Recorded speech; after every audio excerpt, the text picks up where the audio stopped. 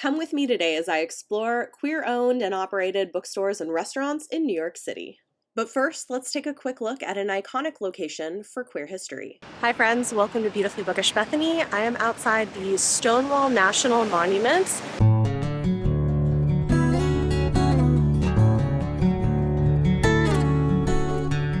Located in Greenwich Village, the Stonewall National Monument commemorates the Stonewall Uprising, which began on June 28, 1969. This was a milestone in the quest for LGBTQ+ civil rights, and it provided momentum for an entire movement.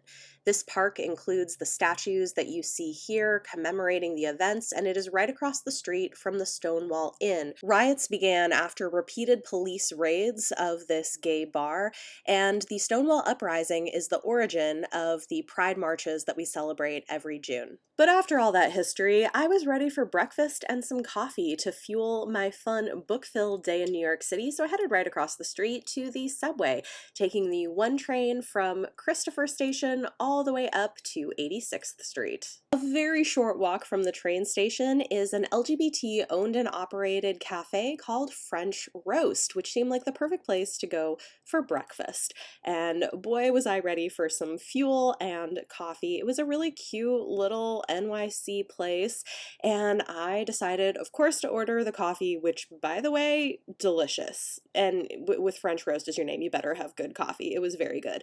For breakfast, I got this stuffed croissant with eggs and bacon and Gruyere. Incredible. I loved it. And these home fried potatoes, which were also great. I just couldn't finish it all because it was so much food, but I was ready and fueled for the rest of the day. Heading back downtown, I found this amazing musician.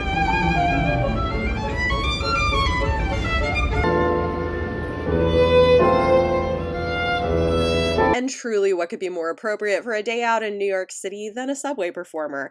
After a couple of transfers, I ended up at the Broadway Lafayette station in Lower Manhattan and exited on Houston Street. Yes, it is Houston, not Houston. That's how we pronounce it. This is just north of Soho, which is famous for shopping, but the bookstore we're going to is on Crosby Street.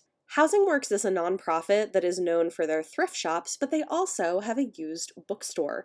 They are a community of people living with and affected by HIV/AIDS, and their mission is to end the dual crises of homelessness and AIDS through relentless advocacy, the provision of life-saving services, and entrepreneurial businesses that sustain their efforts. But I was a little early. They didn't open till 11, so I thought, let's go get another cup of coffee because the two little ones weren't quite enough. So I headed to La Colombe, which is a popular New York City staple for coffee. Is it terrible of me to say that I preferred the coffee at French Roast to this? But hey, it gave me the caffeine. I knew I had a long day ahead of me. And finally, it was time. Housing Works was open.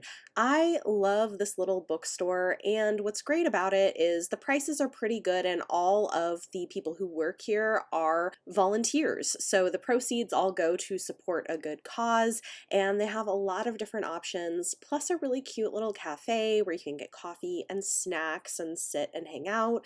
They do community events. It's just a really great space. I even know people who've done weddings in this place, and it's really, really beautiful. It is a little hit and miss because it's used bookstore. You don't always know what you're gonna find, but it's always worth a look. Meeting a friend for the rest of the day. I wish we had your book. Do you have it? Oh my gosh. I love it. I love it. I can't help myself. No, as you should. This is amazing. Author of a short story, Maya Gittelman. Maya Gittelman in Night of Living Queers. Yes. That's me. Yes.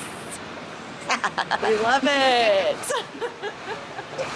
I was so excited Maya was able to join me for most of the day, and definitely go and check out the book that they have their short story in. I will have it linked in the video description down below. This trip, we didn't find anything at the bookstore. Like I said, it can be hit and miss, but it's worth a look, and I have found some real treasures there in the past. Recently, they changed the upper floor balcony to be more of a thrift shop area. All right, so we are off to bookstore number 2, Blue Stocking Books. We are just a few minutes early. They open in like 10 minutes. We're just gonna hang out. Located on the Lower East Side of Manhattan, Blue Stockings is a collectively run activist center, community space, and feminist bookstore that offers mutual aid, harm reduction support, non judgmental research, and a warming or cooling place that is radically inclusive of all genders, cultures, expansive sexualities, and identities. They are also New York City's only queer, trans, and sex worker run bookstore. Maya and I were both talking about how wild it is that we've never been here before. It's beautiful. They have murals on the walls. It's a great big space. You could see it being perfect for community events. And the books that they had were incredible. They had a wonderful selection. Look at this little community space they had back here with all the pride flags. I love it. There's a little cafe. It's a little off the beaten path, which I think is why we hadn't been there before, but we will definitely be going back in the future. And both of us found some books to buy at this store. The one that I picked up is a really cute looking middle grade novel with a non-binary main character. And it's not a trauma book. It's like a fun fantasy book. So after picking up a few books, we were both ready for lunch. Just a quick walk away from the bookstore was Calle, this LGBT-owned and operated Filipino restaurant that I had never been to before. Clearly what she's done here, and I'm so obsessed with it. Okay, wait, tell the camera. This is amazing. Okay, so I just happened to realize the last time I was here, I didn't see this. Cassiel, she's a Filipino artist who I've seen her at like the Williamsburg Artists and Fleas, like that kind of thing. And I actually own two of her prints. I know that she was working on illustrations of a book featuring Filipino women of the revolution. And so it is so beautiful to see some of that art here. That is so cool. I love it.